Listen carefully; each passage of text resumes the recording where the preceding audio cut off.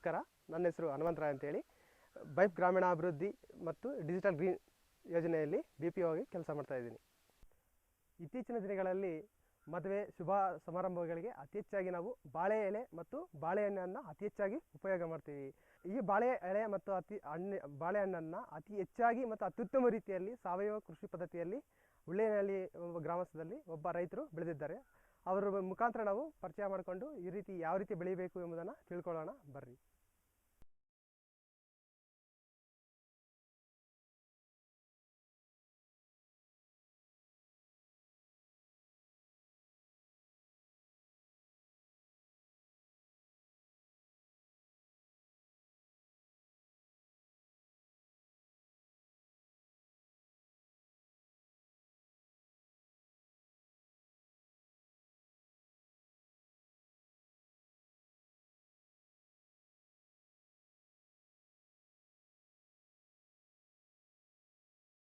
ನಮಸ್ಕಾರ ಸರ್, ನಮ್ಮ ಹೆಸರು ಹನುಮಂತರಾಯ್ ಅಂತೇಳಿ.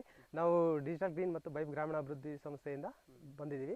ನೀವು ಯಾವ ರೀತಿ ಬಾಳೆಹಣ್ಣ ಎಳೆ ಚೆನ್ನಾಗಿ ಬೆಳೆದಿದ್ದೀರಲ್ಲ, ಯಾವ ರೀತಿ ಬೆಳೆದಿದ್ದೀರಾ ಮತ್ತು ಯಾವ ರೀತಿ ನೀವು ಈ ಥರ ಬರೋದಕ್ಕೆ ಕಾರಣ ಆಯಿತು, ಮತ್ತು ಇದನ್ನು ರೈತರಿಗೆ ತಿಳಿಸ್ಕೊಡ್ಬೇಕಂತೇಳಿ ತಮ್ಮಲ್ಲಿ ಕೇಳ್ಕೊಳ್ತೀವಿ.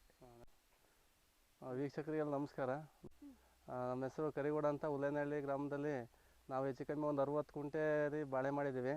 60 ಕುಂಟೆ ಬಾಳೆಯಲ್ಲಿ ಹೆಚ್ಚು ಕಮ್ಮಿ 6 ಅಡಿ 5 ಅಡಿ ಅಂತರದಲ್ಲಿ ನೀಟಾಗಿ JCB ಟ್ರೆಂಚ್ ಹೊಡಿಸ್ಬಿಟ್ಟು ಮಾಡಿದ್ದೀವಿ. ಜನವರಿಲಿ ಹಾಕಿದ್ದೀವಿ. ಹೆಚ್ಚು ಕಮ್ಮಿ 8-9 ತಿಂಗಳಾಯಿತು. ಈಗ 60 ಕುಂಟಿಗೆ ಹೆಚ್ಚು ಕಮ್ಮಿ 1050 ಗುಣಿ ಹಾಕಿದ್ದೀವಿ. 1050 ಗುಣಿ ಹಾಕಿಬಿಟ್ಟು ಈಗ ಚೆನ್ನಾಗಿ ಬಂದಿದೆ. 9 ತಿಂಗಳಾಯ್ತು. ಈಗ ಗೊನೆಲ್ಲ ಒಣ್ತಾ ಇದೆ, ರೆಡಿ ಇದೆ. ಎಲ್ಲ ಪೂರ್ತಿ ಸಾವಯವ ಗೊಬ್ಬರದಲ್ಲೇ ಮಾಡಿದ್ದೀವಿ. ಇದು ರಾಸಾಯನಿಕ ಗೊಬ್ಬರ ಏನೂ ಹಾಕಿಲ್ಲ. ಸರ್, ಇತ್ತೀಚಿನ ದಿನಗಳಲ್ಲಿ ಅತಿ ಹೆಚ್ಚು ರೈತರು ರಾಸಾಯನಿಕ ಗೊಬ್ಬರವನ್ನೇ ಹಾಕಿ ಅತಿ ಹೆಚ್ಚು ಬೆಳೆಗಳನ್ನು ತೆಗಿತಾರೆ. ಆದರೆ ನೀವು ಸಾವಯವ ಗೊಬ್ಬರವನ್ನೇ ಹಾಕಿಬಿಟ್ಟು ಅತ್ಯಂತ ಉತ್ತಮ ರೀತಿಯಲ್ಲಿ ಬಾಳೆಹಣ್ಣನ್ನು ಬೆಳೆದಿದ್ದೀರಲ್ಲ, ಯಾವ ರೀತಿ ಸಾವಯವ ಗೊಬ್ಬರವನ್ನು ಬಳಸ್ಕೊಂಡಿದ್ದೀರಾ ಅಂತ ತಿಳಿಸ್ಕೊಡ್ತೀರಾ? ನಾವು ಈಗ ಹೆಚ್ಚು ಕಮ್ಮಿ ಡಿಸೆಂಬರ್ ತಿಂಗಳಲ್ಲಿ ಟ್ರೆಂಚ್ ಹೊಡಿಸ್ತೀವಿ. ಟ್ರೆಂಚ್ ಹೊಡಿಸ್ಬಿಟ್ಟು ಹೆಚ್ಚು ಕಮ್ಮಿ 1 ತಿಂಗಳು ಆಗಿಬಿಟ್ಟೆವು ನೆಲ ಒಣಗಂಗೆ. ನೆಲ ಒಣಗಂಗೆ ಬಿಟ್ಬಿಟ್ಟು ಆಮೇಲೆ ಜನವರಿ 1 ಜನವರಿ 1, 2, 3 ತಾರೀಕಲ್ಲಿ ಸಸಿಗಳನ್ನು ತಂದು ಹಾಕ್ತೀವಿ. ಎಲ್ಲಿಂದ ತಂದು? ಸಸಿ ಹಾಸನದಲ್ಲಿ ಇವರು ಇದ್ದಾರೆ, ಅವ್ರ ಹೆಸರೇನಪ್ಪ ಆನಂದ್ ಅಂತ ಇದ್ದಾರೆ. ಅವ್ರು ಕೊಡಿಸಿದ್ರು. ನಮ್ಮ ಬಿದ್ದು ಬಂದು ಪರ್ಚೇಸ್ ಮಾಡಿಬಿಟ್ಟು ಇಲ್ಲಿಗೆ ಕೊಟ್ಟು ಹೋದರು. ಒಂದು ಗಿಡ ಎಷ್ಟು? ಒಂದು ಗಿಡ 13 ರೂಪಾಯಿನಂಗೆ ತಗೊಂಡ್ರು ನಮಗೆ. ಒಟ್ಟು ಎಷ್ಟು ಗಿಡ? ಒಟ್ಟು 1050 ಗಿಡ. ಈ 1050 ಗಿಡದಲ್ಲಿ ಎಲ್ಲ ಫುಲ್ ಒಂದು 4 ದಿವಸಕ್ಕೆ ಹಾಕ್ತೀವಿ. ಡಿಸೆಂಬರಲ್ಲಿ ಟ್ರೆಂಚ್ ಹೊಡಿಸ್ತೀವಿ. 1 ತಿಂಗಳಿದ್ದಂಗೆ ಟ್ರೆಂಚ್ ಹೊಡಿಸ್ಬಿಟ್ಟು ಜನವರಿ 1st ವೀಕಲ್ಲಿ ನಾಟಿ ಮಾಡಿದ್ವಿ. ಹಾಸನಲ್ಲಿ ತಗೊಬಂದು ಒಂದು ಸಸಿ 13 ರೂಪಾಯಿನಂಗೆ.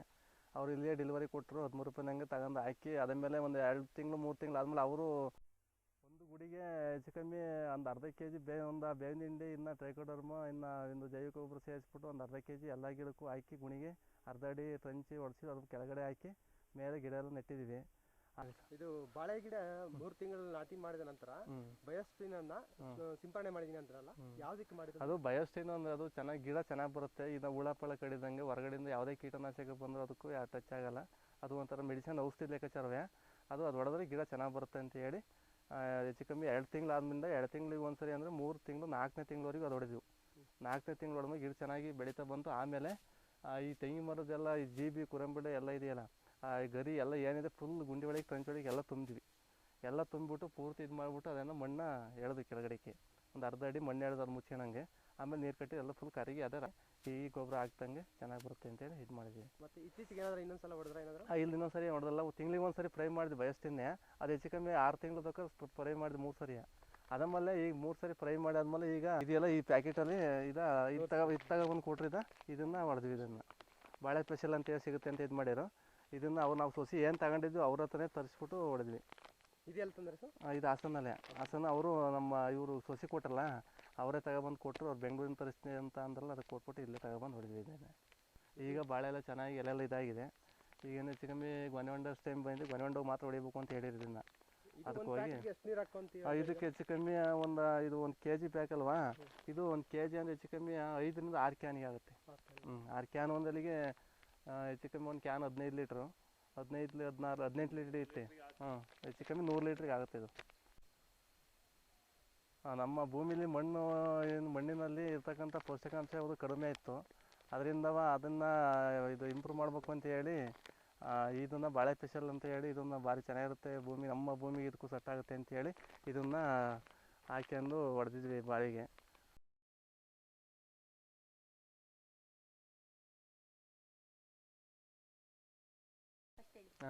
ಸಾಲಿಂದ ಸಾಲಿಗೆ 8 ಅಡಿ, ಗಿಡದಿಂದ ಗಿಡಕ್ಕೆ 5 ಅಡಿ ಜಾಗವನ್ನು ಬಿಟ್ಟು ಹಾಕಿದ್ದೀವಿ.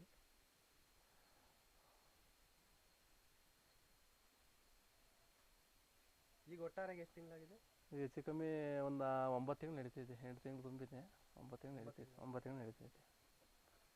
ನಿಮ್ಮ ಪ್ರಕಾರ ಎಷ್ಟು ಫಸಲು ಬರ್ಬೋದು? ಇದು ಫಸಲು ಅಂದರೆ ಇದು ಹೆಚ್ಚು ಕಮ್ಮಿ ಒಂದು 30ರಿಂದ 35 kg ಒಂದು ಗಿಡಕ್ಕೆ, ಒಂದು 30ರಿಂದ 35 kg ಬರ್ಬೋದು ಅಂತ ಅನ್ಕೊಂಡಿದ್ದೀವಿ. ಇಲ್ಲ ಅಷ್ಟೇ ಅಷ್ಟು ಬರಲ್ಲ, ಅಷ್ಟೇ ಸಾಕು. ಈ 30ರಿಂದ 35 kg ಬಂದ್ರೂ 1 kg 9 ರೂಪಾಯಿ ಅಂದರೆ 300-350 ರೂಪಾಯಿ ಆತಲ್ಲ. 35 kg ಇಲ್ಲ ಅಂದ್ರೆ ಓವರ್ 40 kg. ಈ 30 ಮೇಲೆ 40 30-35 kg ಅವರೇಜ್ ಮಾಡಿದ್ವಿ. ಮೊದಲನೇ ವರ್ಷನೇ 1.5 ಲಕ್ಷ ರೂಪಾಯಿ ಆದಾಯ ಬಂದಿದೆ ಅಂತ ಹೇಳ್ತಾ ಇದ್ದೀರಾ, ಖರ್ಚು ಎಲ್ಲ ತೆಗೆದು. ಅದೇ ರೀತಿ ಎರಡನೇ ವರ್ಷನೂ ಕೂಡ ಎಷ್ಟು ಆದಾಯ ಬರ್ಬೋದು? ಎರಡನೇ ವರ್ಷ ಅಂದ್ರೆ ಎರಡನೇ ವರ್ಷದ್ದು ಇಷ್ಟು ಇಳುವರಿ ಬರಲ್ಲ. ಯಾಕೆ ಅಂದ್ರೆ ಅದು ಕುನ್ನಿ ಲೆಕ್ಕಾಚಾರಕ್ಕೆ ಗಿಡ ಇದು ನಾಟಿ ಮಾಡಿದ ಗಿಡಕ್ಕೂ ಅದು ಕುನ್ನಿಂದ ಹೊಂಡುತ್ತಲ್ಲ, ಅದು ಹೆಚ್ಚು ಕಮ್ಮಿ ಮ್ಯಾಕ್ಸಿಮಮ್ ಒಂದು 25 kg ಬರ್ಬೋದು ಅಷ್ಟೇ. ಅದು 25 kg ಬಂದೇನಪ್ಪ ಅಂದ್ರೆ ಈ ಟ್ರಂಚ್ ಹೊಡ್ಸಿರೋದು, ಈ ಗೊಬ್ಬರ ಹಾಕಿರೋದು ಎಲ್ಲ ಕಡಿಮೆ ಆಗುತ್ತಲ್ಲ ಖರ್ಚು. ಈ ಟ್ರಂಚಿಂದು ಮಣ್ಣು ಎಡ್ಸೋದು ಎಲ್ಲ ಕಡಿಮೆ ಆಗುತ್ತೆ. ಬರೀ ಔಷಧಿ ಫ್ರೈ ಮಾಡ್ಕೊಳೋದು, ನೀರು ಬಿಡೋದು, ಗೊಬ್ಬರ ಹಾಕ್ಕೊಳೋದು ಅಷ್ಟೊಂದು ಬಿಟ್ರೆ ಇನ್ನೇನು ಮಾಡೋಕ್ಕಾಗಲ್ಲ. ಅದರಿಂದ ಒಂದು 10 kg ಕಡಿಮೆ ಬಂದರೂ ಈಗ ಆದಾಯ ಬರ್ತದೆ. ಖರ್ಚು ಕಮ್ಮಿ, ಆದಾಯ ಜಾಸ್ತಿ ಬರುತ್ತಲ್ಲ. ಅದರಿಂದ ಹೆಚ್ಚು ಕಮ್ಮಿ ಅದರಲ್ಲೂ ಹೆಚ್ಚು ಕಮ್ಮಿ ಈಗ ಒಂದು ಗೊನೆ ಹೆಚ್ಚು ಕಮ್ಮಿ 25 kg ಅವರೇಜ್ ಇಟ್ಕೊಂಡ್ರು ಅಲ್ಲಿ 250 ರೂಪಾಯಿ ಆಯ್ತು. ಅದು 1 ಲಕ್ಷ ರೂಪಾಯಿ ಸಿಗ್ಬೋದು ಅಂತ ಅನ್ಕೊಂಡಿದ್ದೀವಿ. ಹಾಗಾದ್ರೆ ಎಲ್ಲರಿಗೂ ನೀವು ತಿಳಿಸ್ತಾ ಇರೋದು ಏನಂತ ಹೇಳಿದ್ರೆ, ಬಾಳೆ ಬೆಳೆದ್ರೆ ನಷ್ಟ ಇಲ್ಲ. ಈ ರೈತರಿಗೆ ಒಂದು ಸ್ವಲ್ಪ ರಿಸ್ಕ್ ಆದ ಬೆಳೆನೆಲ್ಲ ಇದು. ನಿಮ್ಮ ಪ್ರಕಾರ ಎಲ್ಲಾ ಬೆಳೆಗಳಿಗಿಂತ ಬಾಳೆ ಅಂತ ಅನ್ಕೊಂಡಿದ್ವಿ. ಚೆನ್ನಾಗಿರುತ್ತೆ ಬಾಳೆ ಬೆಳೆದ್ರೆ, ಇನ್ನು ಎಲ್ಲ ಬೆಳಿಬಹುದು. ಬಾಳೆ ಗಿಡ ಬೆಳೆಯೋ ಸಂದರ್ಭದಲ್ಲಿ ಉತ್ತಮ ರೀತಿಯಲ್ಲಿ ಬಂದಿದೆ. ಈ ರೀತಿ ಉತ್ತಮ ರೀತಿ ಬರ್ಬೇಕಂದ್ರೆ ಯಾವ್ದಾದ್ರು ಮುನ್ನೆಚ್ಚರಿಕೆ ತಗೊಂಡು? ಮುನ್ನೆಚ್ಚರಿಕೆ ಅಂದ್ರೆ ಹೆಚ್ಚು ಕಮ್ಮಿ ಏನ್ ಬೇಕಾಗಿರೋದು ನೀರನ್ನ ಕಮ್ಮಿ ಅಂದ್ರೆ ವಾರಕ್ಕೆ ಒಂದರ ಕೊಡಲೇಬೇಕು. ಈ ಮಳೆ ಬಿದ್ದರೆ 15 ದಿವಸಕ್ಕೆ ಒಂದರ ಕೊಟ್ಟು ನಡೆಯುತ್ತೆ. ಮಳೆ ಇಲ್ಲ ಅಂದ್ರೆ ವಾರಕ್ಕೆ ಒಂದರ ಕಂಪಲ್ಸರಿ ಬಿಡಲೇಬೇಕು. ಅತಿ ಹೆಚ್ಚಾಗಿ ಬೇಕು ಅಂದ್ರೆ ನೀರೇ ಬೇಕು. ನೀರಿಲ್ದವ್ರು ಏನು ಮಾಡೋಕ್ಕಾಗಲ್ಲ, ನೀರು ಅಂತೂ ಬೇಕೇ ಬೇಕು. ಬಾಳೆ ಬೆಳೆಯುವುದರ ಬಗ್ಗೆ ನಮ್ಮ ಇತ್ತೀಚಿನ ಅಲ್ಲಿ ಚೆನ್ನಾಗಿ ಬೆಳ್ಕೊಳ್ತಾ ಇದ್ದೀರಾ.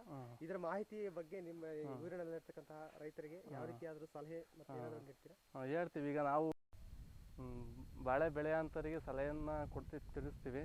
ನಾವು ಆನಂದ್ ಅಂತ ಇದ್ದಾರೆ, ಅವರು ನಮಗೆ ಒಳ್ಳೆ ಸೌಕರ್ಯ ಮಾಡಿದ್ರು. ಬಾಳೆ ಗಿಡನ ಕೊಟ್ಟರು, ಔಷಧಿ ಗೊಬ್ಬರ ಎಲ್ಲನೂ ಕೊಟ್ಬಿಟ್ಟು ಭಾರಿ ನೀಟಾಗಿ ನಮ್ದು ಇದು ಬಂದು ತಿಂಗಳಿಗೆ ಒಂದ್ಸರಿ ನೋಡಿಬಿಟ್ಟು ಎಲ್ಲನೂ ಇದು ಮಾಡಿಕೊಟ್ರು. ಬೇಕಾದ್ರೆ ಬೇರೆ ಬೆಳೆಯಂತರಿಗೆ ಎಲ್ಲರಿಗೂ ಬೇಕಾದ್ರೆ ಪ್ರೋತ್ಸಾಹ ಮಾಡಿ ತಿಳಿಸೋಣ.